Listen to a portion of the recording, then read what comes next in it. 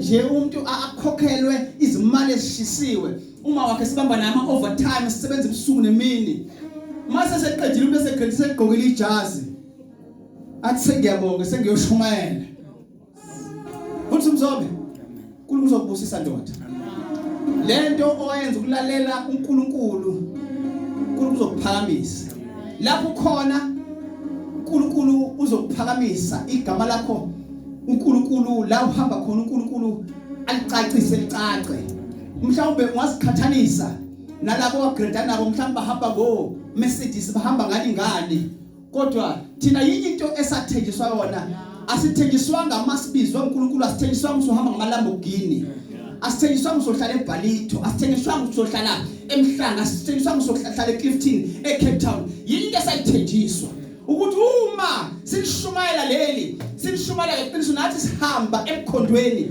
siyakumbona uNkulunkulu njengoba enjalo enye nayo ilandela ngemuva haleluya ngiye ngithi nami noma esasifuna nabo abanye bakusebenza kuphi kodwa thina sibizelwe kulomsebenzi khona umhlawumbe washuna wahlatshelwa lomfundisi umdletshe engahamba emhlabeni wathi uNkulunkulu wasibizela emsebenzini noma umncane sobonga igama lakhe haleluya ngiyacela bazalwane ngaphandle kokuchitha isikhathi siphakame sime ngezinyawo sishaya izandla ezinkulu samukele incebo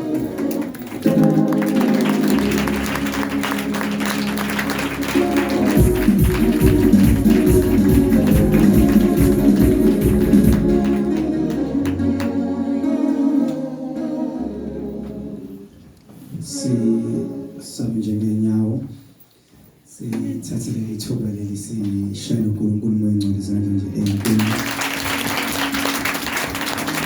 shaya uNkulunkulu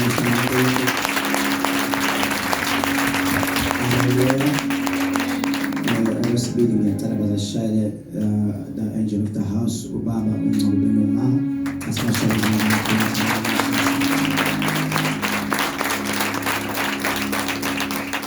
the leadership of the house ngiyacela sishayele izandla nayo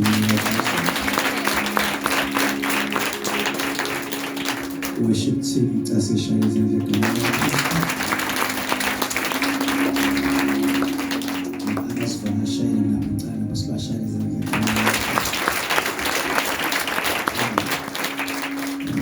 incela uNkulunkulu ngihamba nabo umfundisi uMdeshane ngicela usibonge ngicela uxolana Kujubaka omuntu uncasibashayela ngabizana sihlala phansi bazalwana xolisa ukhohle igama lomuntu engihamba naye ngicaba khona manje bajwayele nakho bawuthu omunye loxolo sokuvela waqhamuka igama lalo omunye amen siyabonga nje kakhulu yanyuka ncane siyabonga ukuthi izokhona mina amen amen yasizukulume yonke izaleta sifamusa amen siyabonga kakhulu bazalwane ukuba khona la on the second day. It's a blessing from God. Usibusiso kakhulu uNkulunkulu ukuba khona phakathi kwenu. Hallelujah. Amen. Ubekathi nje ngile disorder ngiphuma ngena ngento ukuthi seqala inkonzo ngale mase sicaba abashumayeli. Amen. Ngifuna unkosikazi elwa umshumayela ngasese ukukhwela ishubela khona kushayina ikhathi ucela ukuza kule nkonzo yasemini ngoba sinama service of prayer. Kule sekuseni yasemini yantambama. Manje umuntu uthi angacabanga ukuthi umunye manje. Hallelujah. But by the grace of God, ngifuna mamncoko sesibathwele sacacisa. Amen. So nje siyabonga kakhulu ngiyaxolisa. Umuntu oshonele igama lami uNkosi ngiphile. Certificate sick in nickname. Amen. Enye lesingisi ngoCharles ngoba thina sazalwa ngama-80s. Sinamagama uthu ufuke negama lesizulu lesingisi. Asazi abazali bethu babe ngekhathi amabhungu babenze ukuthi umonze wafunde ekoleni ibhungu kwazi ukubiza negama so inakho namagama uthu isitifiketi ibhala uNkosi ngiphile Charles bese kubhala uMzobe. Hallelujah. So ngiyawuthanda uCharles Mzobe lesingisi lihle kakhulu. Ngibhala uPastor Charles isikhathi umzolo nguye ngamasiboni hleka kanjalo. Haleluya. Bathi siyambonga kakhulu bazalwane uNkulunkulu. Nginawo unkosikazi ngishilo nazo wesifazane nosisi nabantu nabawu2 esibathole emshadweni. Kanti mina ngomusa kaNkulunkulu base ngithole nabanye before ngishade so bese behlangene sesinabantu nabawu7. So abantu abathola khona eMangosuthu ngabanye ngangazi ukuthi ngibathole ngabona basengisebenzise sekufika abantu nengane so kodwa ngiyokuzama ukupheka uJesu kaJesu yomziki uba ngakhola ngazothi nayisho ngase noKristu ngathi ayimbuke qala ngiyabona nala ezami mina ngiyafana ngempela nami so ngazicela sengivuma ngayithatha zonke so zathina siku7 kwenza ukuthi ngibe nomndeni omkhulu. Amen. Ngiyacela bazalwane ukuthi waste any time go straight to the word of God. Ngamavesi ambalwa engifisa siwafunde la. Engifisa siwafunde la before sithandaze nje. La eyokuqala nje ivesi la sofunda incwadi kaMathew.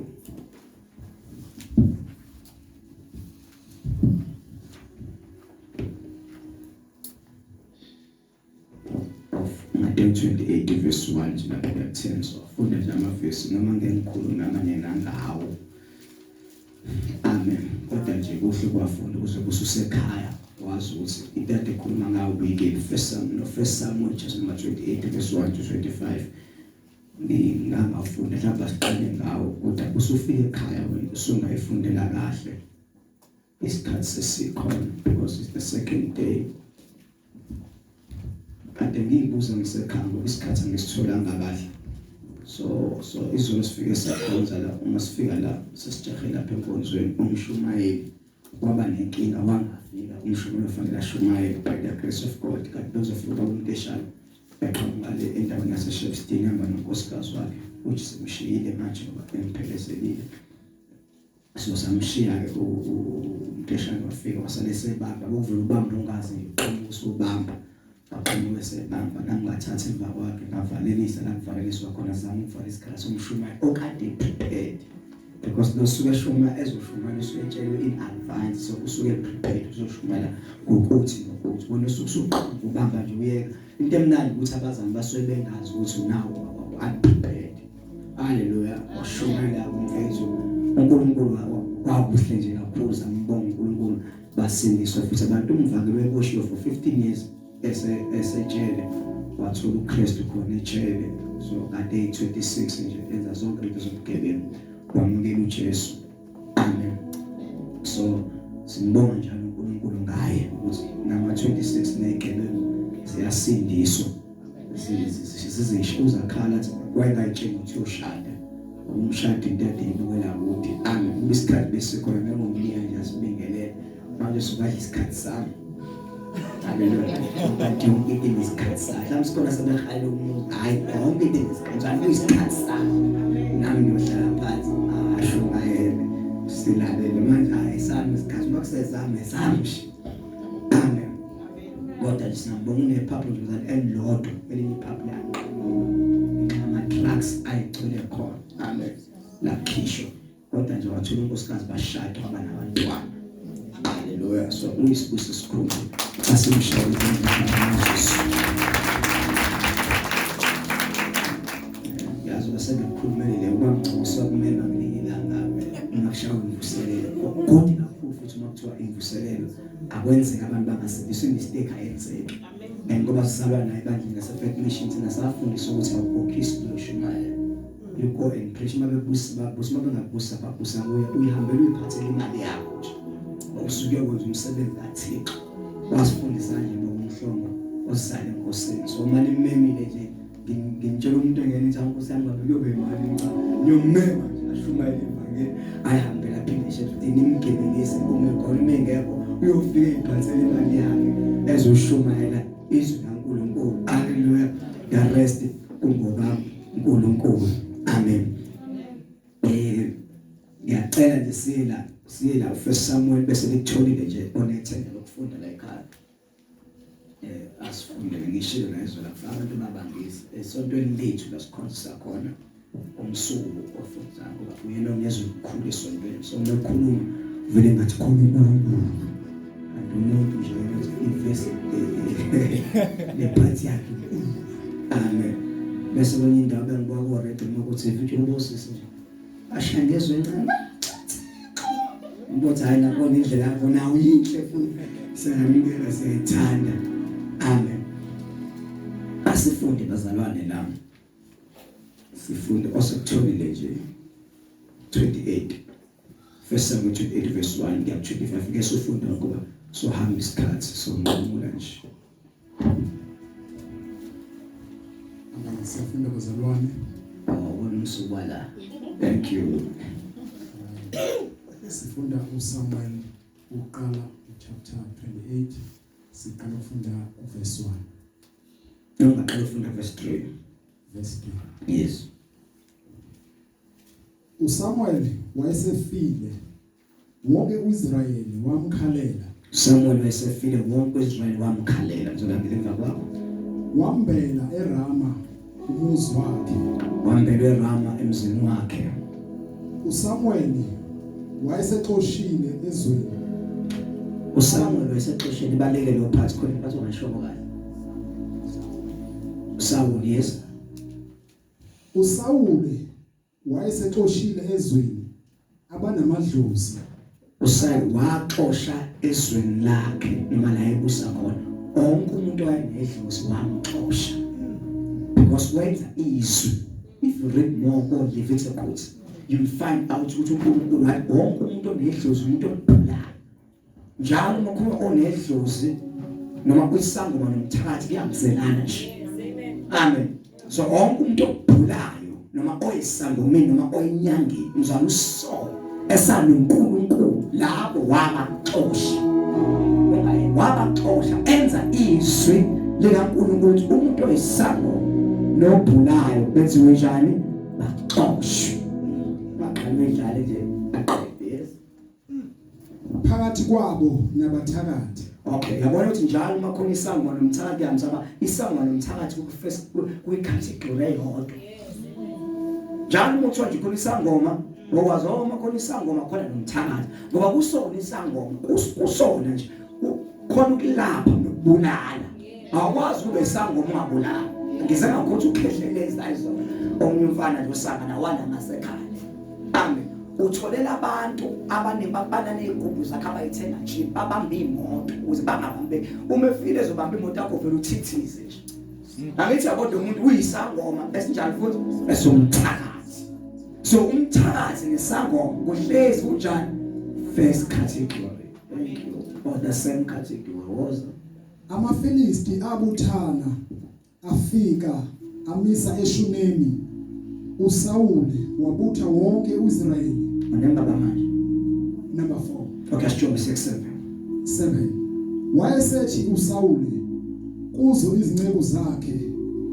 ifuneleni owesifazane onedlozi ukuba ngiye kuye thank you yes ngibuze kuye izinceku zakhe zathi kuye bheka kukhona owesifazane onedlozi eEndori thank you ungayidlala ikeyboard 2 lana uSaul oxoshwe nedlozi asikhuluma into right John nedlozi nothatha unjani yafana lona oxoshwe nedlozi mzwane uSamuel wade umprofeti ba uSamuel was a prophet of God umuntu ongumprofeti umuntu ade ukhuluma on behalf of God etshela abantu ukuthi uNkulunkulu ufuna 1 2 3 so uSaul lo inkosi obusayo usehambile uSamuel lo kade umprofeti then mesehambile usekuthi yini into engayi usehamba uyalade kusho khona umfethu uyofuna onedlozi ozombhulela ngoba uyabona ukuthi lo uNkulunkulu akasekho so ngoba ngisakwazi ukuthola uNkulunkulu ufuna nawa namaFilisti izitha zizile ukuzolwa nathi amen waseyahamba waya konedlozi ayofuna noma kuyenzeka ngisho nedlozi nokhola osikhathi cishe kamsana ingakubona umuntu abantu abaningi abaprofetayo izinto abayishoyo Now nabasindisi bazi no prophet awusindise bacishe bashizile bafuthi exact bashizile efanayo nje ukuthi lokho asikuthathi kuloko ngoba ukusho ngomoya wedlozi behind kanti lokusho ngomoya which is the Holy Spirit. Ingakho kufanele ukukhule empilweni kaNkulunkulu ukwazi ukuhlola nabomoya. Because ungakhulile ungaprofetwa umuntu onedlozi akutshela into eyodwa uyithathe kanti utshelwe umuntu onjani onedlozi. There was one time the Bible is uJesu wafasta how many days? 40 days and 40 nights. Man, it's the Bible. Then umoya ngcwele wamthatha wamisa ehlane ukubaliba uSathane. Then the devil said uNkulunkulu. Amen. Ngezwe bazalwane thatha lamatshe uwaguqule wenze ukudla udle. Then Jesus wamphendula ukuthi angiyaphila ngesikwa kuphela kodwa nangamasu. Intanda ukuthi uJesu angasiphendula isinto itshe libe isinto umuntu owayekhuluma it was the devil. Because uJesu uThixo wena ishintsha manje awenze isinto kodwa intanda ukuthi angaphendula ubani lokhuluma behind him which is the devil. It's very important to understand the izwi elikhulumayo empilweni yakho. Asikho lapho uqhubeka ngapha. Verse number 8. Verse number 8. uSawuli waziguqula wembatha ezinye izingubo. Wahamba yena nabantu ababili babenaye. Bafika kowesifazane ebusuku wathi ake ungibhulele ngedlozi ungenyusele engiyakumusho kuwe. Okay, John word number 11 bazofunda kahle ekhaya. Number 11. Wayesethi owesifazane ngiyakuwenyusela bani na? Wathi ngenyusele uSamuel. Lapho owesifazane embona uSamuel wamemeza ngezwi elikhulu. Owesifazane wakhuluma noSawuli wathi ungikhohliseleni na ngokuba uSawuli unguSawuli?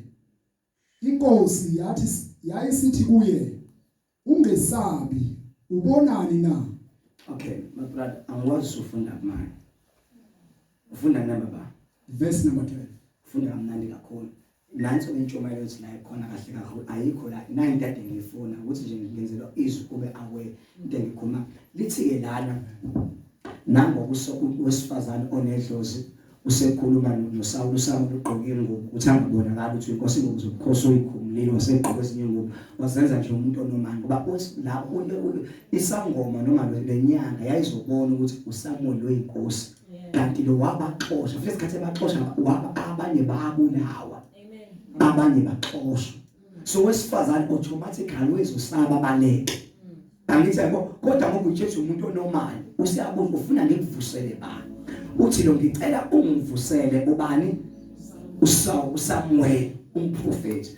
Lento edala ukuthi ngidlule ngentshumayelo noma ngazoshumayela ngawo mina ngifuna ukukhuluma ngoJesu ba iphasela lenta inkini enteni engizoshumayela ngawo. Ngifuna ukuvezela la ukuthi kahle kahle ngisho nedlozi onoSathane besane excess between paradise and Hades.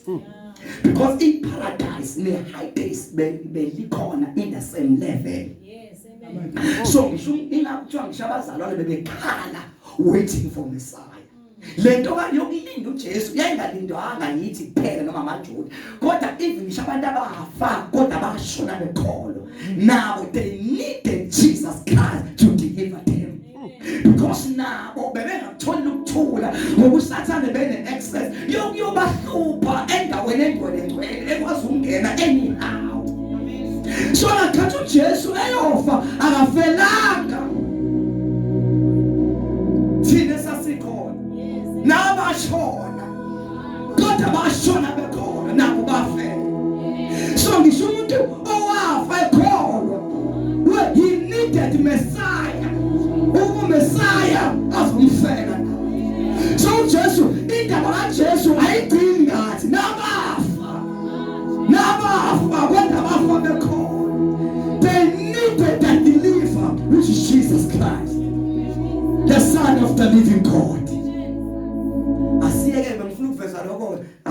Mathew, like this the ncwadi siwayazi soyefunda wedwa ekhaya we understand kahle asihambise Mathew khona sokhonza kahle ke bengayisho lento njengale ukuyivula kodwa senginawo nje ukwazi ukuyisho lo ususekhaya. Amen. Now was no man zathi besingayenzi mistake elanga sisayinje sango mina azokwazi besibonisa sango bonumthakathi. Ngoba sango mina kunani umthakathi. Uzinganikezi imistake eyodwa. Iyesango mina kuya umthakathi. Funda ke mabrada uMathew number 28 la. Yona intshumayelo yami. Siyafunda bazalwane Matthew chapter 28 noma 27 verse number 26 beBhayibheli imnandi akadla ikeyboard abothi salihla lesiyaqina lesiyashumayela. sorry to be 20 Mathew 27 verse number 62.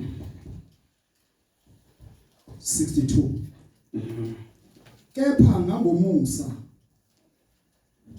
ongukululandela usuku lokulungisela abapriest abakhulu nabafarisi babuthana kuPilato bathi Nkosi sikhumbula ukuthi lo mkhohlisi esekhona wathi emva kwezinsuku ezintathu ngiza kuvuka. Ngakho yana ukuba iliba ligcinwe.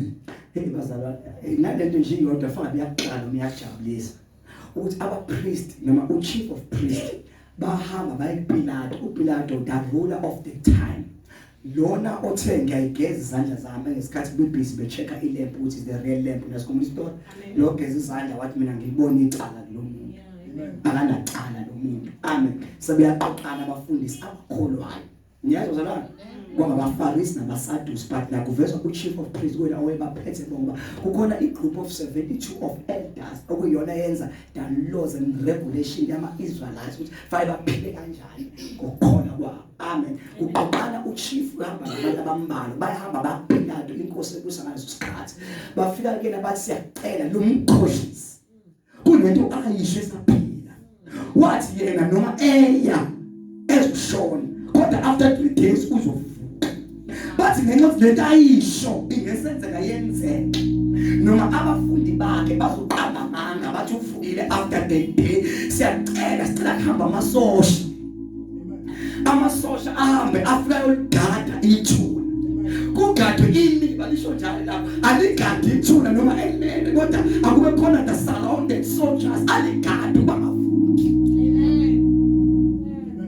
Ngani mabekisho wani ngixoxela nezingane befana ngane zimazi uJesu eshonile wagada ngisho shemba kazagada washona bafika the second washona bafika the third kodwa lo ngizwane kushonela kwenziwa short ithatha ama AK47 angaleso sikhathi.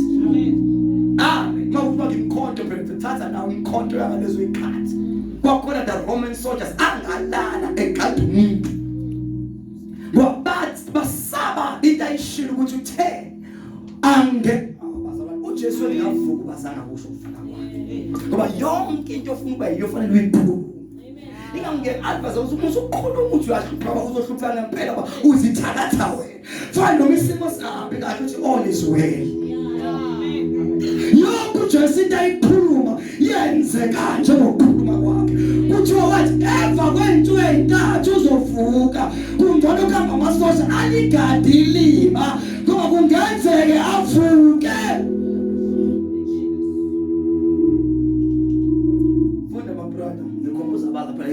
Pastor, we are reminding people of what Jesus has done 2000 years ago.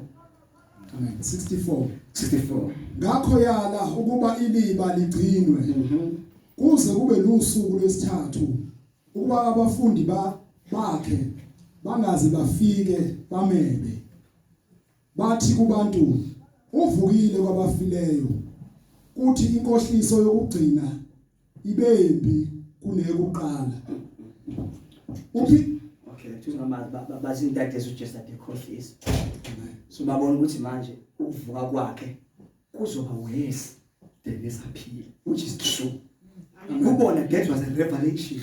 Because very emva kokufa kwakhe izwi kaNkulunkulu ligcwele segcwele umhlaba wonke. Funda ke my brother la ku28 ukuze bese siyayixoxa indaba. Faya siyixoxe. Amen. Verse 1. Verse number 1 nje usho nje. So cela la ugcina khona ku10 uthando ku6 isifana. Kepha ekupheleni kwesabatha. Kepha ekupheleni kwesabatha. Ngovivi lokuqala leviki. Ngovivi lokuqala leviki yes. Kwafika uMaria Magdalena nomunye uMaria beza ukuyobona iliba. Yabo nala ngizama ukucacisa ayikho into engabalekile from the scripture. Malithi uMaria Magdalena ngizama ukumchaza ngomunye uMaria Magdalena ngilo wekade namademoni. Awutsho namademoni wena wathela angisho njalo wena namademoni awusefe. Amen. Amen. Because there were a lot of Mary. Angithi abo lo wabizwa ngendawo yangakubo eMagdalena because bazama ukuhlukanisa ukuthi uMaria lo Magdalena lo. Angithi abo wabizwa ngendawo yangakubo. Bese bakhona omunye uMary lo akushiwo uMary uma kaJesu la. Omunye uMary lo ozala noMartha. Bese kuba uLazarus. Amen. I remember one time babunqobo is very important. Noma kuyinto encane le. I remember one time khona ngishumana nomshumayeli. Wazwa shayela phansi ekhuluma ukuthi uJohane wahamba wakotshola umuntu amehlo. Wakhishwa amehlo kanti uJohane ngoba eqoqelwa amehlo useke eqaleni wabhabhadisa abantu ahambele uJesu wavulela uJesu indlela. Buye lo eqoqelwa amehlo oba manje wakhishwa ithawulo nafumi badala bakhali bandla bathanda abafuna ukubuka iscript ukuthi usho oJohane abawu2 lo wakotshola amehlo nalona owebhabhadisa abantu oJohane abawu2 abahluke. Lona owebhabhadisa yilo wade khonye ngaye eqaleni kuthiwa uEliya uzophinda buye. Babuye on the second time esezoba uJohane. Kodwa lo wamshumayeli wazwa nabi badlala xabi badlala ndaba no scripture says so it's very important. Nomuntu eshumayela ube excited kodwa uphinde nje le nto ayisho iyuna. Ngoba if ungayicheck uzoprepare angithi sekunikeza na ukuthi uphinde ukwazi ukuqhubeka uzodlisa abantu poison. Funda mfethu. Verse 2. Nawo umunye uMaria. Bheka kwaba khona ukuzamazama komhlaba okukhulu. Ngokuba ingelosi yenkosi yehla ezulwini. Yeza yaginqa itshe. Kwaba khona ukuzamazama komhlaba uzwana ingelosi yehla. Amen. Izoginqa itshe. Khumbula aginqa nje khona amasosha. Cabanga iAK47 yonke into ekhona isaqekibo vele wazamazama kanti kwehla ingelosi izoginqa. Thank you. Nalonto yodwa nje ngana isintshumo limnandi nje. Uthi ithula la ginqo akusosambula ginqo ingelosi. Funda mfethu. Ukubonakala kwayo kwakunjengonyazi. Bonakala kwayo kwakunjengonyazi. Nesambatho sayo sasimhlophe njengongqoqwane. Kepha abalindi bathuthumela ukuyesaba. Baba njengabafileyo.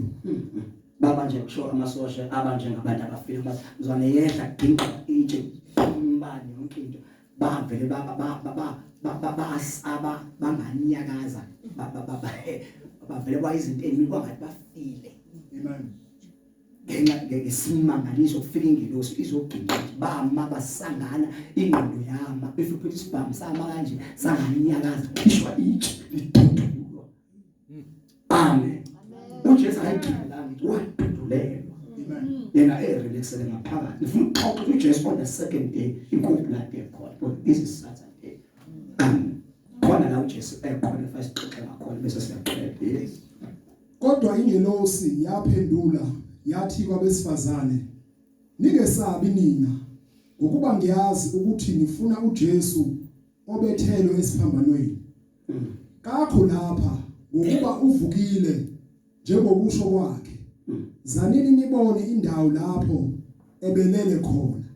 Nakhona lapho ngoba uMathew uJohane lokho efunda zonke uzobona nayo bazama bayichaza ngendlela engafani kodwa bachaza same thing. Ngiyezwa ngathi ingelosi yamvulela ba nakhona if ithuse ukuthi why amadoda engasekho kodwa sekukhona lesifazana. Angithi abathi amadoda abasifana ngabathatha kanti ngabubona ngisho becwele ngisho isontweni bayithanda izinto zikaNkulunkulu. Amadoda boyehlale kanti isithama amadoda ayihlela lapha enefear. yokuthi ha indoda ibulawa kanje inkosi yethu kanje amadoda ahlala la ehleli khona understand ukuthi ayihleli kuphi kanjani kodwa kuyacaca ukuthi ayilalela umyalezo kuhlale eJerusalem nizinamliswa amandla ngiyazi akusiyona lo verse babengahlali ukwamuliswa amandla babehleli beqashiwe ingakho ubufunda kahle lokhu uyakuvezela ukuthi indawo ikhona amadoda atholakala ehamba ngendlela eMaus edidekile kanti uJesu aqhamuka appear before them athi indaba zineze ngixoxala but who are you, where do you come from? I was there's someone who was great bese sithembile ukuthi uyena ozokhipha uIsrael ekuthunjweni amen uJesu waxoxa naye bengambono amadoda ayenza abanaka nabesifazane bahamba baya ngqo ethuneni befuna ukuzibonela engesikhathi beya ngqo ethuneni bathola ingelosi yabanelisa buka ndade hleqo kunento ebonakalayo kase shela kwabonakala ini amen if we told Mathew ibheke uLuka webheke John you will find out kuneyingubo zakhe ezayiqoqiwe sibekwe la leyo significant ungayithatha kancane is very important amen ngoba nawe uzodlula ukukhuluma ngayo because Jesus Christ was a servant funda mfethu ngisho hambani masinyane nitshele abafundi bakhe ukuthi uvukile kwabafileyo bhekani uyanandulela ukuya eGalile niza kumbona khona bhekani nginitshelile base beshesha bamuka ethuneni benokwesaba nokuthokoza okukhulu bagijima baya ukubikela abafundi bakhe bheka uJesu wabahlangabeza wathi sanibona besondela babamba izinyawo zakhe bakhuleka kuye khona uJesu wathi kubo ningesabi hambani nibikele abafowethu ukuba bahambe baye eGalile bayakungibona khona. Okay, verse number 11. When they were going, behold, some of the guard went into the city and told the chief priest all that had taken place. And when they had assembled with the elders and taken counsel, they gave a sufficient sum of money to the soldiers and said, tell the people, his disciples came by night and stole him away when we were sleeping. And if this comes to govern us, yes, we will satisfy him and keep you out of trouble. So they took the money and did as they were directed. And this story has been spread among the Jews to this day. Amen. Masawenzeke bonke bahamba lama masosha ayotshela abapriest yokuthi lo muntu loya uvukile akasekho ethuneni, he has risen, which ifuna ukukhuluma ngakho namhlanje. Bese siyahamba ukuthi usevukile ethuneni, bathi laba bathatha imali ethile babanika bona, bathi please thatha nemali bese nivalele ningasho ukuthi njani uvuke bezama ukuvala indaba ezimnandi. Haleluya. Ngiyacela sikhombisa amakhanda sibonge Yesu. Ilo uNkulunkulu leli liphefumulelwe nguwe. Linguwe futhi sibili. Siyabonga uNkulunkulu ongcwele. Siyabonga somhlekazi omuhle. Wazwa umuhle weNkulunkulu.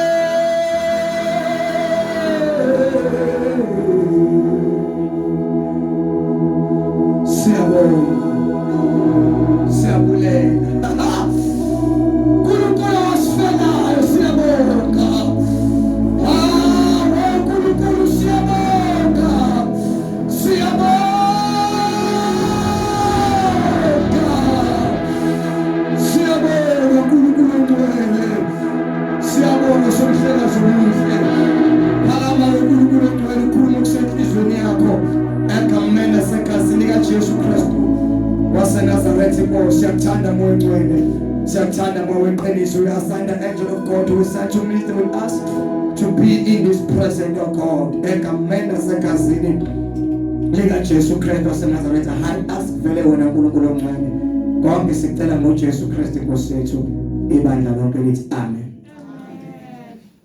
Sithathe leli thuba sibili abangena egameni likaJesu. Amen. Umuntu ongena manje siyabingelela egameni likaJesu. Amen.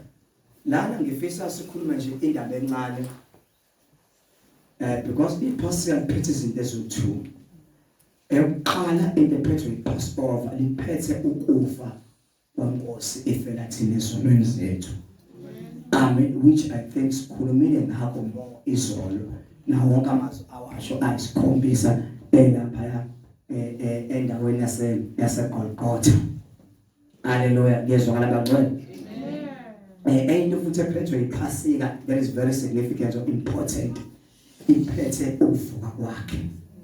Hallelujah. So we celebrate, celebrate into esiyenzeka 2000 years ago. And asafa uJesu safa. Niyazwa bangcwele?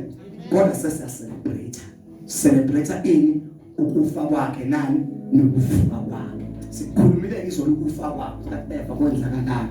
Amen. 1 2 amen. Ngicabangela ukuthi afuna ungisupportaje. Amen. So sikhulumile izolo ukufa kwakhe sachaza saqeda. Hallelujah. Namhlanje sesizokhuluma more about ukuvuka kwakhe nezinto ayizenza then we are done. Sikhuleke sonke sibonge uNkulunkulu umoya engcwele. Ngihambe ngiphuthume endaweni yaseThomazi. Siyabingelela umuntu wasezulwini egameni likaJesu. Hallelujah. I think ngishiyo lokho namanje futhi angiphinde sizalo baba umhlongo bazana enkosini uPius endaweni yaseLuganda. Hallelujah. Kodwa yena umandla more emsebenzi naNkulunkulu osemzinyathi ibranch esikuyona la umuntu osiphethe la ebranchini ubaxaba bengamxaba la submit akubona uma sila until uNkulunkulu umoya engcwele asenzele umusa ukubizwa inkosi ngokubizo sicela mina sengisendaweni esothungathi. Hallelujah. Sengishumana khona. I said before ukwandake kwesiso sikababa aliyenza uNkulunkulu asho izinto eziningi kuwena engigcine ngenziwa ngoba izwenziwa amadodana akho. Hallelujah. So nawe umhlobo ukuthi uzogcwala umhlaba angasafikanga kwenye indawo sekugijima thina kuleyo ndawo. Hallelujah. So lana naye into ebalekile la uJesu elenga lapha esiphambanweni esethi ngiyawuthatha umoya wami ngiyawubeka kuwe. I've emphasized that yesterday ukuthi bekumthandazo loyo okade bekhula ngawo esikoleni besayingane. Zonke ingane zama-Israelites bekwenziwa short ingane yakhona before ilala. Umama noma ubaba uhlala nengane ayifundele iBhayibheli. Zonke beyikhula zimazi uDeuteronomy, uGenesis, uLeviticus, uExodus, zonke lezo incwadi bebekhula bezazi. Bezumthetho nezinto ezicelebratewa khona bebezazi bekhula bebancane. So njalo ingane bisancane befike ifundelo ivesi bese iyathandaza umthandaza athi uthandaza lapho. Hallelujah. Uthandaza bisiqede ingane ithi ngiyawuthatha umoya wami kubeka uNkulunkulu iyazi ukuthi ufa kwayo noma umphefumulo ayiphathele kodwa impilo yayo iphathele uthi. So uJesu lento ayishoyo esiphambanweni the 7 way lokugcina umethi ngiyawuthatha umoya wami kubeka kuwe. Ngawazi uJesu uthi lento ngenze ngisakhula into engikhule ngayo into yasekhaya yokuthi umoya wami ngingawubeka kuwe. Uma ngiwubeka kuwe usengaphinde futhi unginikeze wona. Hallelujah. Impilo yami ngiyiphathele kodwa impilo yami ngiphathelwe kuwe. Lithi wathi umeqeda ukusho njalo wagobisa ikhanda walala. Umeqeda wenze njalo ngixoxa singexoxa nje iBhayibheli lithi kwade kukhona ithempeli lade khona abapriest abakhulu yonke la kade yenziwa la benza ama sacrifice bengena endaweni engcwele ngelo order stuff and everything. Lithi ikhethi lada ochaza ukuthi nathi asadinga abapriest kodwa kodwa through Jesus Christ sesiyakwazi ukuyela in the holy of holies. Sizothi uNkulunkulu ungcwele, sizothi akekho njengaye, sizothi akekho ongafaniswa. Angisadingi uzefika umfundisi ukuthi ngimtshele ukuthi ungubani, kodwa noma ngisekhaya noma ngiwasha izitsha ngiyakwazi ukuthi ngisekhaya ngithi baba akekho njengawe, futhi akekho ongafaniswa nawe. Wena Nkosi wena namhlanje futhi wena unapha lapho uNkulunkulu ongagugi, umhlaba wadalwa nguwe, wonke kufele ngawe, ngaleyo kafela ngalutho. Uyinkosi yokunyuka, yonke ikwazi ukuyenza through of what Jesus has done 2000 years ago. And before uthi kwenza isono uphatha noma ijuba noma inkukhu noma imbuzi, uhambe kumpriest afika ithathe ayi sacrifice, athathe igazi lakho, amen, aye nalo lapha angene, futhi uma engena naye bekuba khona iketamu. Esikhathi busy khali iketamu kuchaza ukuthi umpriest ngobe lapho usaphila. Uma kuphela certain hours iketamu ungasakhala, okuchaza umpriest naye bengaphili impilo right. So uma engayiphili impilo right ongenzeka ukuthi ufele khona lapho. Hawu yezona bazalwane, kodwa mzwana uJesu khabo shaka umpriest omkhulu, mzwana kudabuka iketamu, mzwana kudabuka ikhethi, kuthi umhlaba wasamazama, kanti umpriest omkhulu useyangena, usehamba ngegazi. Esikhathi iketamu lisakhala, itazi ngempela usaphila, lakhala iketamu waduma umhlaba kwasamazama, kanti ukhala kweketamu nakuthi umpriest omkhulu usahamba, usafaniswa nezethu, usafafaza igazi. Uma uzofunda uzothola ukuthi mzwana usathane ewa ivile mhlawumbe, mzwana usathane ewa kwenzeka i-disorder even on heavens. Ngoba wafa wehla with billows and billows of angels. Uma uzozwa kahle usuzwa kahle uGenesis uthi in the beginning was the word and the word was with God. Bese qathi umhlaba wawuformless, awuvelanga waformless. Umhlaba wathi umuhle kodwa because ekhathi usathane ewe nengelosi umhlaba waba formless. So uJesu mzwane uyolungisa, wengalungisi impilo yethu kuphela kodwa ngisho amazulu ayilindele ukuthi one day Messiah will make an order even for the heavens. Order yengenzelwe thina kuphela, yonke indawo they needed an order. Iyathi iBhayibheli alikho elinye igama esinikezwe lona esingasinda ngalo kodwa ngaphandle kwegama likaJesu. Lithi iBhayibheli ufunda incwadi yabaFilipi chapter number 2 verse number 7 and 8 number 9. Lithi iBhayibheli wathi uNkulunkulu, wathi uNkulunkulu akusiyona into yobaba. Lithi wehla waba ngaphansi kwengelosi, wehla waba ngaphansi komuntu. Engesikhathi ehla wasenikezwe igama elingaphezu kwawonke amagama. Leli gama liyaziwe ezulwini, leli gama liyaziwe emhlabeni, leli gama liyaziwe ngaphansi komhlaba, leli gama liyasatshwa phezulu, liyasatshwa emhlabeni ngaphansi komhlaba, liyasatshwa.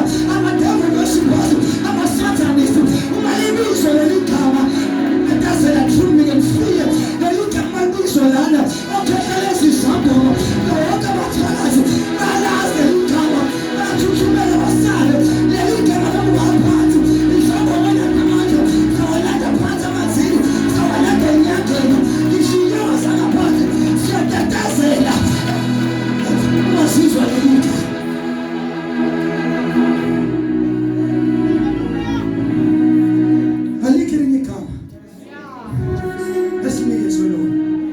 Esingasinda ngalo ngaphandle kwegama likaJesu Kristu. This is what happened. Amakudabuka thina sesingangena endaweni engcwele. This is another thing that Jesus did. Esikhathi uJesu elala kuthiwa bamehlisa, wacela omunye umuntu owayengumfundi wakhe, haleluya, ogama lakhe loJohane, uthi umthatha wena mathuna alizifti ithuna ngazilala emuntu, because this guy was very rich. Wangotela Pilate of what nathatha idumbu sakho hambe usingcwaba, wathatha uJesu wayofakwa lapho kwavala ngetshe ngoba amathuna khona awafana amathuna 8 esiya 6 feet under, kodwa amathuna khona anjengeqhwa uJesu lapho wabekwa waseyabhandishwa wathi ingubo ade iqoqiwe bana singubo ade iqoqiwe is very important zathathwa zagoqwa zabekwa ukuba kwengubo iveza leli verse Jesus was a servant because uJesu wayesemhlabeni noma wayesela just to serve because a servant umfunda kahle incwadi ya Philippians chapter number 2 uyifunde kusekhaya lede ngikhuluma manje uyifunda kusekhaya uzofunda lapho khona ukuthi iveza uJesu as a servant ngoba after being a servant ila khona uJesu enikezwa khona igama engaphezulu wonke amakhaya mhlawumbe uthi ngiqhothe ukuthi kwakuyini umsebenzi of a servant because manje asana ama servant kodwa ngokuthi sibe nama servant with the men of God with the prophet with the bishop with the archbishop with those big names but we don't have servants. A servant is someone who's lower than someone. I don't know ngikhulume kahle noma ngiwasifele noma ngisayingiziswe kahle but a servant is someone who's lower than someone. Lana a servant ngokomthetho wakaIsrael it was someone that they show is very significant, is very important. Kwakuthi uma kufika a guest umuntu ohambayo oyisihambele ehamba endaweni bese ngena eduze kwalomuzi womaster bese mhlambe this guest person ofile afike la into oqala eyenziwe yi7 yayifika ithatha inyawo zakhe iziwashi isizathu siyivele kwaIsrael indawo yakho iwugwadu. There's nothing much very ugwadu long as ngoba de hamba la uthwele uthuli so a servant izohlala lapha ifike ibeka amanzi bese bemgeza inyawo biqeda umgeza inyawo ilethama yamanzi kugezwe izandla bese yaqeda imfaka ihambe la ifihlale la etafuleni bimbeke etafuleni usiko lakhona ukuthi isihambi asifike ekhasi ngashi wonke umuntu esihambe lentaba Israel usiko lakhona cishe efana noletha amaZulu thina amaZulu kuzofunda kahle ngathi before kuthiwa unenkomo eningi ukhona umuntu ofela ungena inkomo umuphi inkomo ayelo kuzazalise na agcine na isele inkomo bese abantu nje abanje aba-Israel bese abantu abanothanda abantu understand siyamsabotage amen khona lesindayo la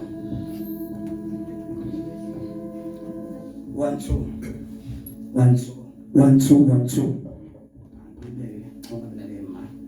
thank you so lento ikhacha khona la besina ikhacha yokuphana bese nawo thina lo khacha sina mazwe ngisho ugibele ebhasi lokuza ngoba mina ngo-1982 lekenge yami ngo-82 no-80 nabangale kwami lekenge endala la ngisho lekenge amanje ama-2000 uwazi ukuthi noma kuthiwa ugibele ebhasini makufika umuntu omdala bungatshelwa uvele usuke umuntu omdala ahlale phambi bungazi ucelwe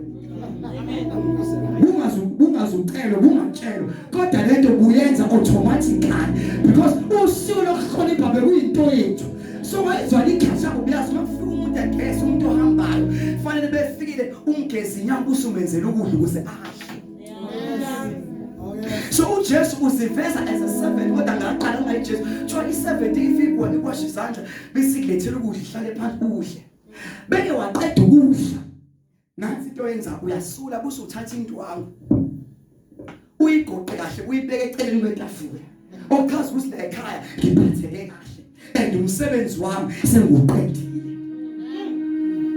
i7 yenza show ukuthi basule inyawo igeze imuphuza ahle bese bese kuthi lona okadedla asule izandla beqeda ukusula izandla indwanga ayibuyisele to the 7 i7 ithatha indawo igoqe ibambe igoqe kahle igoqe ibeke eceleni ukuyibeke eceleni kuchaza umsebenzi wami as a 7 it is done and Jesus himself now uqeda ungasaqeda ukwenza umsebenzi ethule wathulwa ngakho makhantana wehliswa makhantana wagqokisa ingubo ezitsha kwathathwa ingubo endala zagoqwa sabeka abesifazane mabefika ethule lingelosi singene lithi bangena babona ingubo zakhe siseduze kwethuna okazi uthi i7 iwenzi umsebenzi ngesikhathi athi it is finished tetelestan I have paid the price in full Jesus was saying as a servant semwenzi umsebenzi nasinengubo umsebenzeka ngentetile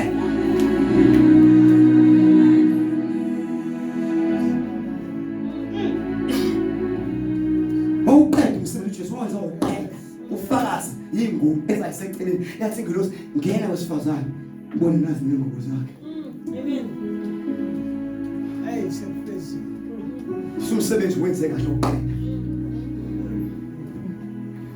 And just before he died, esaphiwe isimanga, wabaqoqa bonke abafundi abageze inyawo. Yes, amen. Taking a form of a servant.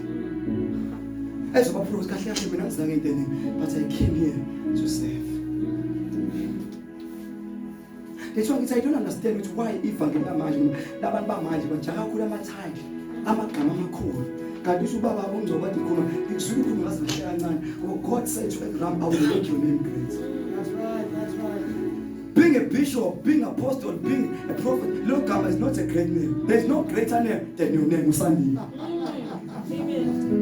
Usandi lokanto. uNkulunkulu ufuna ukwenza igama lakho libe likhulu. Hayi title yakho. uJesu ukhumbula uJesu, there is no way uJesu la business. I'm a chief apostle. I'm called an apostle. He never called himself a chief apostle, but he called himself a servant. So there's something we can learn from you. If Jesus was a servant, so I am a servant like my father. Not to just let me go Baba Wenza, Namingeza Bona. As I suppose I'm a sugar player, and as always I look at I just don't tell them because a servant learned from the master.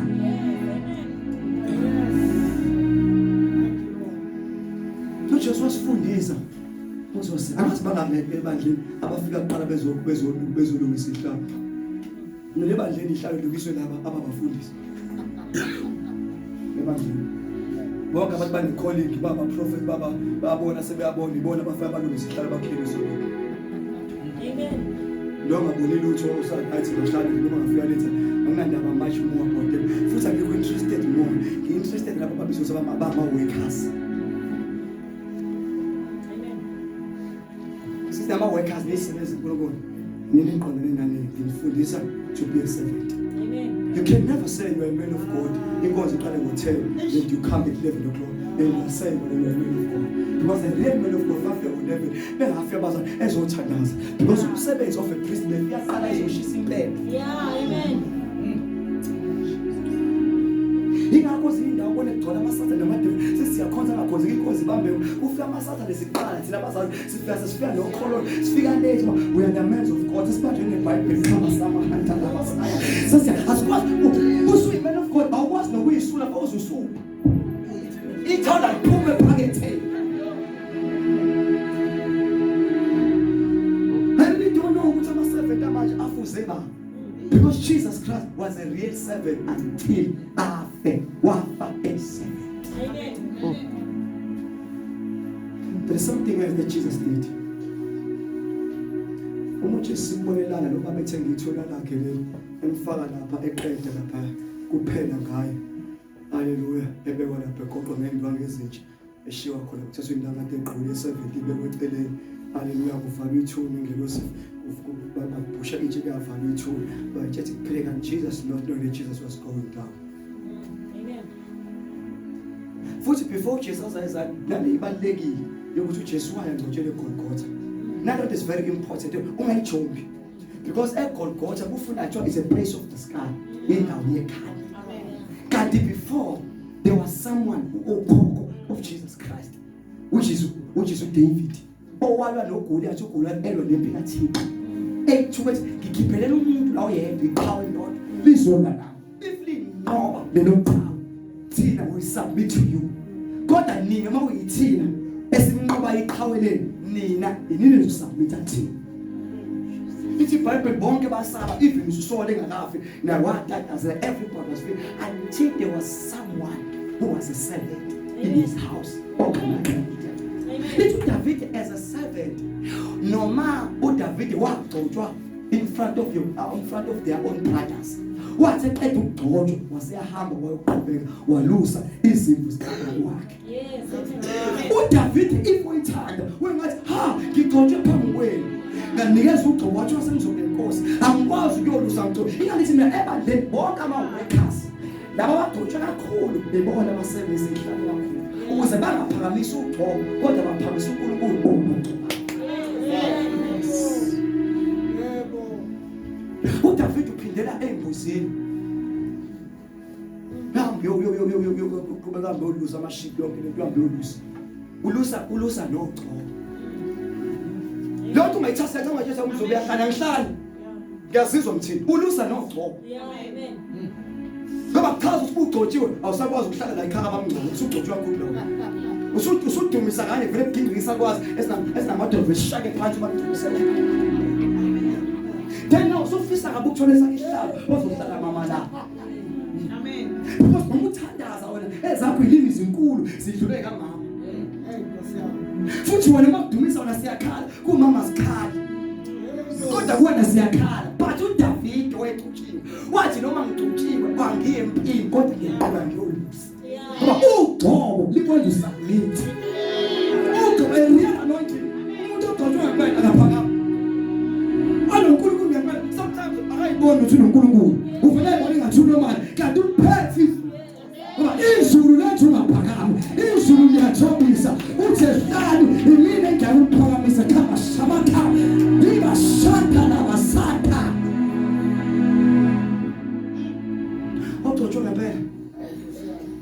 awuthotsho ngempela wazi umdlulisho nasendaweni ngamdlula nangemoto akathi ungibona nje anointed ngibona into engabona hayi kusiyami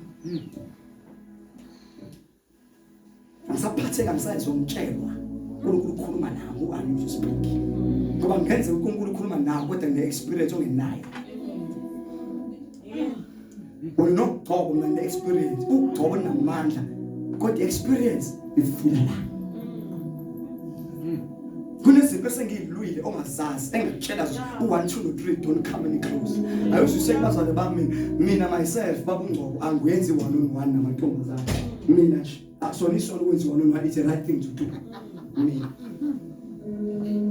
ngoba ngala ngihamba ngothandaza umuntu esifazane engulela uma wakhe shawe stroke wangifonela wathi nayi ngisho uma ushawe stroke gijima mfuthi angigijima manje ngizwa amandla abamandla bosanda ukukhola maningi kakhulu ngwaza amandla is too much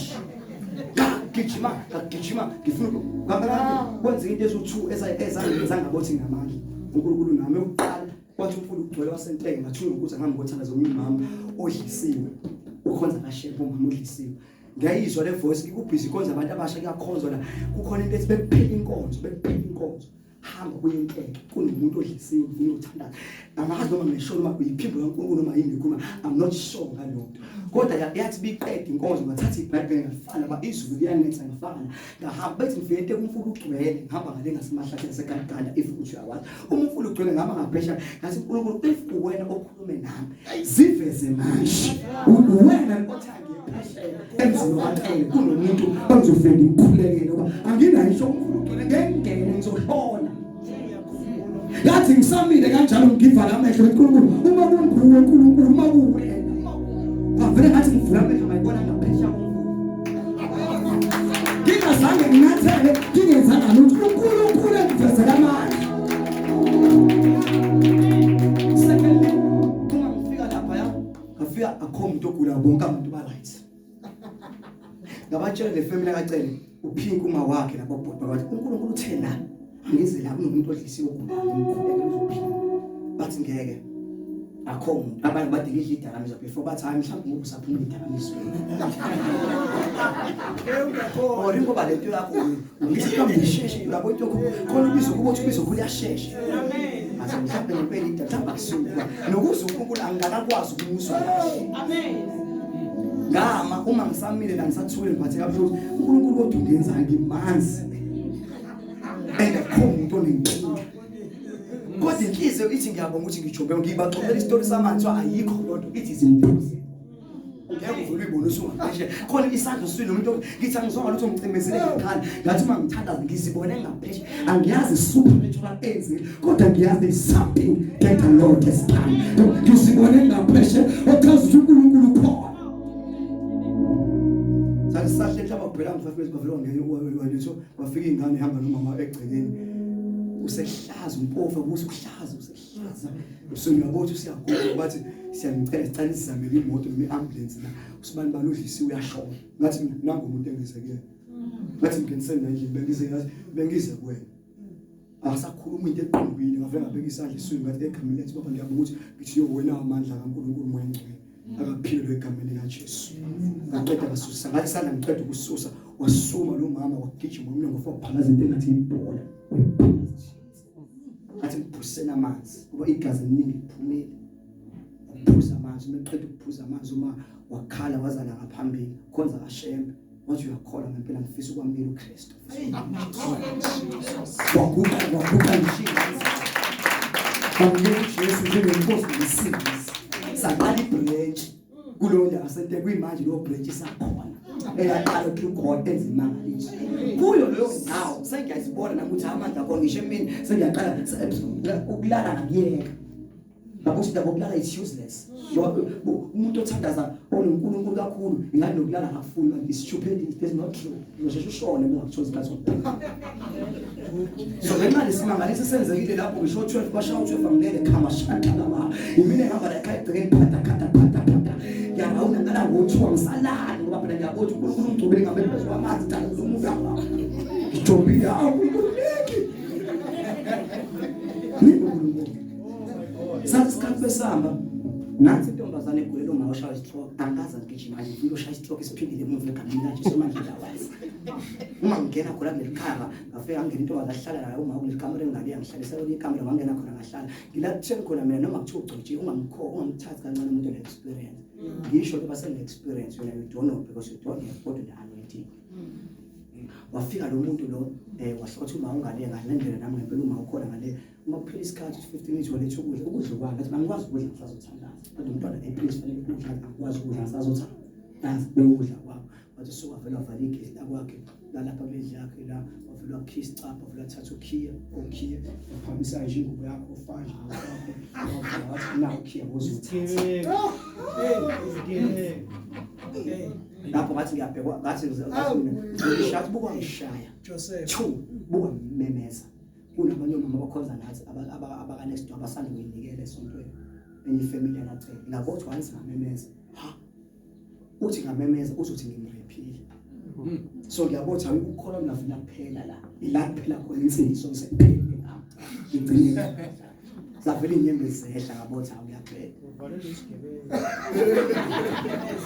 by the grace of God uNkulunkulu wangifohla kwangaleso sikhathi ukuthi angiqamba manje ngithi mina sisi nami wena bengibona kumuntu engifuna ukumshada ngoba vele unkosikazi anginayo so angifisa ukulala nawe sengizangishade why singavele sibiza abantu abadala nami ngibiza umfundisi silungisa indaba yethu bese siyashada kunokuthi sithintane singashadile iselima savuma sathi yenza imalungiselelo sishade aphuma hamba ngathi ngokungibona ngazo mhlawumbe mina ngaphuma ngalendlela mhlawumbe wena ngiyakuzwa benzo khonze isitori somuntu umzalwane esontweni wenengane eyodwa wasamukela uKristu uJesu esindisiwe wahamba ngelanga ethi uhambisa kuba kwengane ingane ngathi uhambisa ngo6 ntambama story show sobefika fuba kwengane ngeke ifamily yakhona le Africa yathi hlasa qala ibranch nakhona yathi hlala la ulinda ubaba azofika baba wengane wafika kwengane ebusuku intombazana isakwazi kodwa cut story short lo ntombazana yathola ingane isina ngoba sometimes uyadinga be-experience umuntu lingazeli ugcubu bese ulahla i-experience mahambi wedwa funa someone ozohamba naye angisazi ukuthi ngize ngifika lapho ogcotshe kodwa ubalo sakho noma sengidukile into uma sevele yaduka ngeke uzuthe experience asibuyele la nango uJesu if uJesu elenga lapho kunezinto azenza futhi lithi bamthatha bamfaka emgodini ethuneni yonke le nto befana wala kanti uJesu ngoba ehamba useya phansi lana ungizofunda kahle before sivale you will find out kule story esifundisa la sika First Samuel chapter number 28 noma 27 la sothi khona uSaul umzwane eNkulunkulu wabaxosha bonke abantu ababanedlozi because umuntu onedlozi nothakathaka bakusema WhatsApp group so uma baxoshi kodwa umzwane esesuke uNkulunkulu wasuke wenza inkonzo yobupriest kanti akasiyo umpriest kwathiwa yena kodwa bazalwane wayengikhuluma eBhayibhelini kanje wathi uSamuel akalindi lona osayixotshiwe wasabuka wanqoqinda ezwa amavoice abantu Bayibona ngathi uSamuel ulindile, ngathi uSamuel uladile. Ngoba enye izinto elimaza thina abantu abagcotshiwe, we are failing to wait. Sibona abantu sebeshuma bo-radio ko-TV, nawe usuyibona kanti akabi sakhe isikhathi. Wena kwakho hlala ufuna uNkulunkulu uhlale emthandana and wait for time. Njengoba kubena abantu amakhulu usugcola nawe usufuna uba ne-auditorium, hayi lana seyisikhathi sakho serve uNkulunkulu kahle la ukhona and do your best, because uma kufika i-auditorium you won't remember where you came from. Kodwa inkinga yethu shawujaha asifuni, inkinga yabantu abagcotshiwe abafuna ukulinda. Bangasinda bangasula abantu abagcotshiwe, umgcotshiwe ningi lesolweni. Thola abagcotshiwe ngala. Thola abaprofeti abavangeli abapostoli. Amen. Lo wathi ngeenkosi segcotshiwe ehlule ukulinda. Kanti ngoba ehlule ukulinda wasenza into engasiyona yakhe. Wathathe kuphela wayibeka side. Amen. Hallelujah. Wenza inkonzo angasiyo yakhe, inkonzo yenziwa ngapreach empilweni. Isho yebeka. uNkulunkulu wasuka kuye. Wareplace ngoDavid story ngesazi. Lapho kubeka uDavid bangakhumbula. Wareplace ngoDavid e7. Amen. Ethe nomini ugcobo kodwa yaqhubeka baseluseni. Amen. Kodwa libigcotshiwe. Wangathi ugcobo lengenza ngabe ngisasubmit ekhaya. Ngabantu abaningi abagcotshiwe, they don't want to submit. Amen. Umuntu vele ayibone noNkulunkulu angabe safuna ukusubmit. Athi nakuze. Nangulo wasekufika usumeseko isima sami ngasemqedela verse. Same person uyakuphi manje? Uyahamba uya kulo onehloso uba usekhabeni nobani? uNkulunkulu. Useyofuna ukukhonzatha kumuntu nani? Onehloso. Sithena lo mama umesenyusa lo nehloso enyusa uSamuel uthi ngibona kuvela ikhehla. Amen. Uyachaza. Usedlo ngiyabona uSamuel umprofeti sekuze umprofeti 1 prophet don't worry when the family comes over nina. Amen. But iphona manje khona iphotla mthena laba bekwazi even before. Amen. uSathane bene access yokungena kwaba eparadise as well as kubi eHades before Jesus Christ comes. So if uJesu esehla eyalapha ya weyolanda ikhiya to the devil. Amen. Because kuthiwa khathe ngena lapha umzwane vuka sisiwami kuthiwa nalabo abelapha wavuka kwabonakala abantu even eJerusalem kwabonakala abantu bengena ababekade bekhona ama-center the people of God. Lonke ichaza ukuthi iparadise seliyasusa ezansi kodwa iparadise liyalanda manje selinyuka nalo libekwa phezulu. Ingakho thina sikhola uma sifa asisayo ezansi kodwa uma sifa sesiyapho ngoba iparadise kwaba khona ishift ngisho nangaphansi. Behind this nasala lot of people.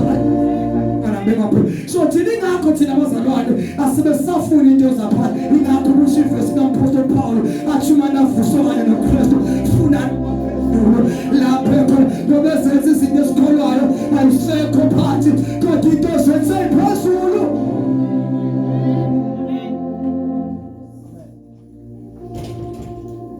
Amen. Kama kuna bazalwane shift. Which is there for what a shift. As far as I look, let's attend as a bonke. It's a Bible. Lowest fast line. Umefika. As a Jesus. There's something that Jesus said. Ngiyayithanda lento futhi nana ngiyithanda. Lethu wathi amthini usungaqala umthini manje. Don't touch me now. Because Jesus understands as a priest, as a that's why doing 70 as I 70 kwafana anyuke futhi iqala ngoba uJesu ngumKristu omkhulu ngoba ade lungisa la ngaphansi kwezintweni zaphansi. Ingakho mama ngitshela wena unyakazi ikhanda kanje ufaka imask. Ingakho thina isikhola sesingasayi ezintweni zaphansi. Amen. Kodwa usiye ezintweni zaphansi sesifuna izinto zaphezulu. Uthi uJesu kulo wesifazane ungaqala umthinte kodwa hamba uyosho ukuthi sohlala kuphi eGalile. Kanti njoba esho njalo uyanyuka. Khumbula phela umsebenzi wompriest kufafaza igazi. Amen. Manje ngoba enyuka usenywa negazi lakhe. Khumbula naphezulu ezulwini kwenzeka idisorder uzwa uSathane behla. Amen. So uJesu uthathela igazi. Amen. Nalabantu ayihamba nabo. bethanda ngasona bese siyathandaza njengoba esuku uJesu ehamba nabo ebonakala enabo babonakale begcwele iJerusalem ngivumele umuntu wasezulwini angathi wena lo elamshumo laqala dala ivangeli sathola ngaya ngisazi ngibona noma kuyaphupha kodwa uma uthi wena ngempela uNkulunkulu khona emhlabeni because ivangeli sayibona ngalo simbona umthalaza nangelimi ulisamba la ngobhini sithi one day siyafisa ukuthandaza ngelimi kanje wena ngempela mfethu hayi nashumela kahle lento nayishumela sashumela ngemfusi yaphila nahamba ngenyawo nisuela ngenyawo niye koliganda imbewu nayishumayela yiyo lesakhona kuzobe manje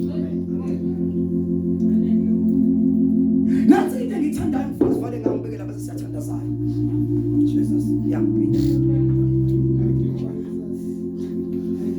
sengifuna sithandaze ukuthi why uJesu why uJesu kuthiwa wabonakala abantu begcwele iJerusalem ababekhona khumbula bebengekwazi ukuya ezulwini bengazange basizakale ngegazi amen ngoba akekho ongena ezulwini engazange ahlanzwe ngegazi uJesu wahamba nabo before azavele bafundi ahlale nabo 40 days and 40 nights ebanika ama instruction and commands wahamba nabo uJesu wana kubaba so wathi umefika nabo kubaba lezulwini wafika bafafaza ngegazi wathi laba sebehlanziwe laba bahlanjululiwe laba sebene right okay laba bangene paradise be Abraham bahlanjulwe nabo ngegazi kaJesu leli gazi even Abraham needed the blood ingakathi uJesu I'm greater than Abraham I'm greater than Melchizedek because Jesus was greater than him. Even now they needed Jesus.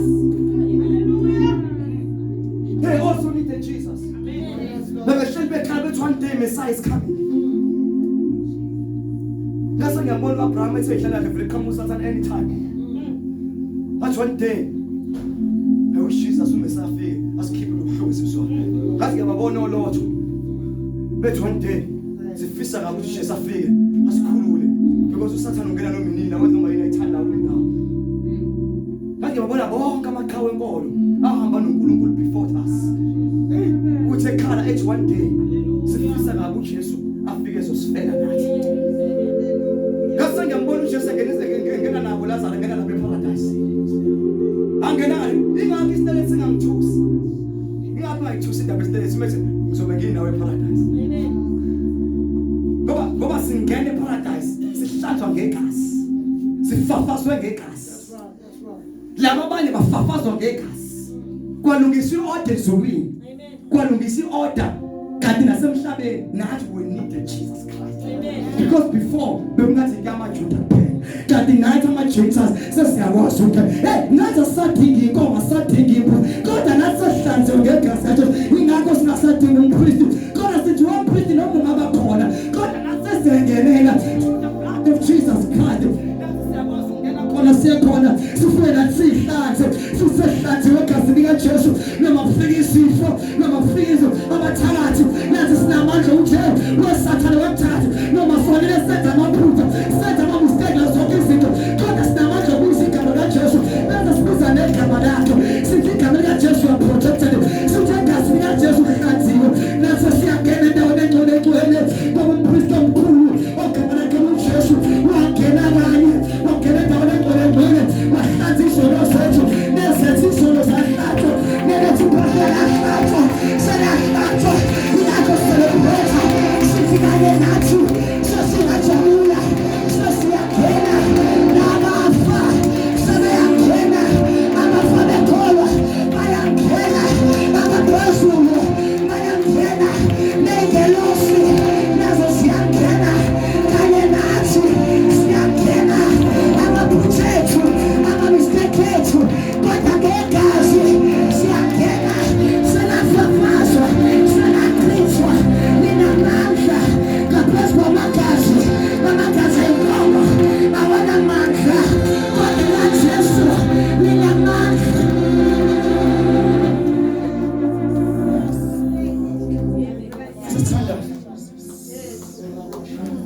Son Adam and Eve bonile kwathatha isikhumba bambozwa because isikhumba sasimboza ini sasisithi ngaphandle kanti igazi kaJesu it's a spiritual thing. Ngiyacabanga wesifazane akabonanga ukuthi uJesu ephethe indisha. Wabona umuntu osangamthinti. Uthi umnye umama entenga eJesu thola. Kunomama oyithakathi, kunomnye umama ofakazayo. Othi ake ngimthakathi. Ngisangoma. Lo mama lo wamukela uJesu. Ngimzame kaningi. Uthi njalo bese ngiyafika kwakhe.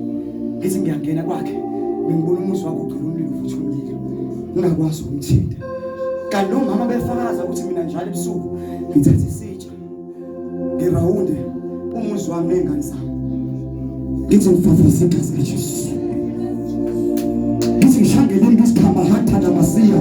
Sula bashanta nabusiya kanti ngifafaze igazi kaJesu. Baba linamandla igazi liyahlambulula, liyasehlatha, letha ngishimizi yethu ama-devil worshippers, ifikisha abasatanist nabathalathi babakwazi ukungena emzini yethu, ifikisha umshado yethu. Sometimes ngiye nkosikazi ngithi wenkosikazi nawe ngiyahlambulula, ngiyahlatha ngegazi kaJesu. Nokuhamba azi uhlanjuliwe, ngisho iy'ngane zami before ziye esikoleni ngizibeke izandla egazini kaJesu, ngihlamba esikoleni sayihlanjululiwe. Noma ngafika kunekhona iy'ngane esikoleni ey'sebenza usathane, kodwa nina kuzobonakala umbala wegazi kaJesu ngoba nina sayihlanjululiwe. ElikaJesu igama liyahlambulula, igazi lakhe liyahlambulula amathalathi abasenamandla. Sihlanziwe.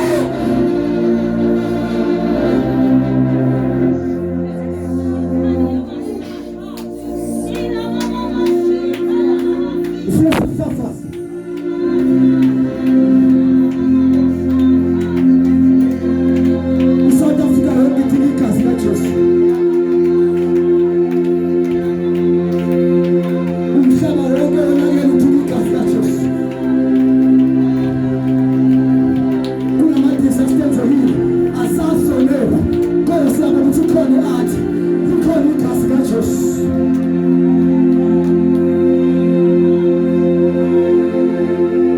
Kunezinto eziyinkomo edinga igazi kaJesu. Bafisa kanjani sonke sithandaze? Siyasiphephela igazi. Ngigijima emshadweni yethu, ngigijima emabandleni yethu, ngigijima emakona bethu, ngigijima emshadweni yethu, ngigijima kwifutha yethu. Mama na wena ungathandaza kakhulu. Khumbula igama kaJesu, it's a spiritual thing. It's a spiritual thing. Ele mbuzi, let it was a physical thing. Libonakala ukuthi ngamnamandla, ingakwazi ukuthatha ngesizwe. Kodwa le awulifafaze kusenganeni yakhe ehluphayo. Wena ufuna isikole ukufafaza ngefuture yakho. It's a spiritual thing, uma ufafaza I don't care wakho. Kodwa wena ukholwa ukuthi igazi is spiritual thing. Baba sule kuthiwa ngisho lana kwenza ama-disaster baginga amabhiko ashona ingane. Asazi kwenza ngale nobody ekhaya. Sathi ukuthi okuhle nokubi uma kuqhamuka is all about God. Usathana sithi we don't give yourself any credit. Kodwa ngaleli gazi singathi uNkulunkulu uma khona la eSouth Africa uma khona la KwaZulu Natal lona khona nalo igazi kaJesu yathula yonke indawo. Alethi order even the atmosphere. Liba kashanda namashama.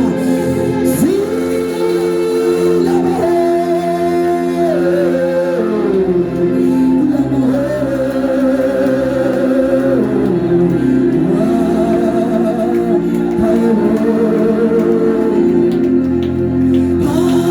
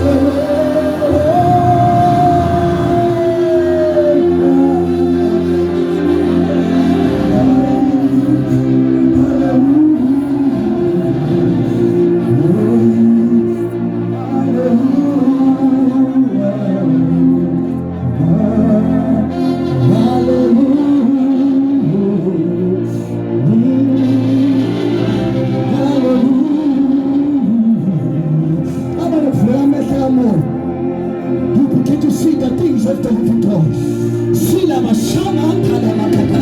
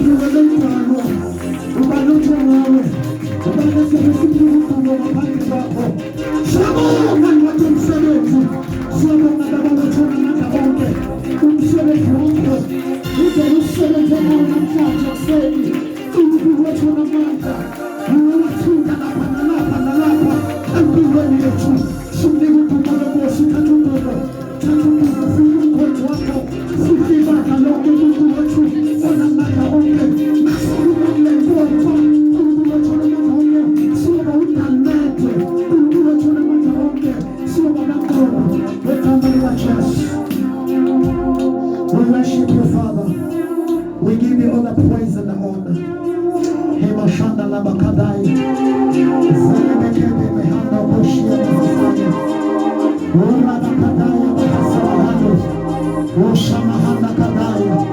Lord, we worship you. We give you all the praise, we give you all the honor. Take all the glory. In Jesus' mighty name. Amen. God bless you. Oh, in this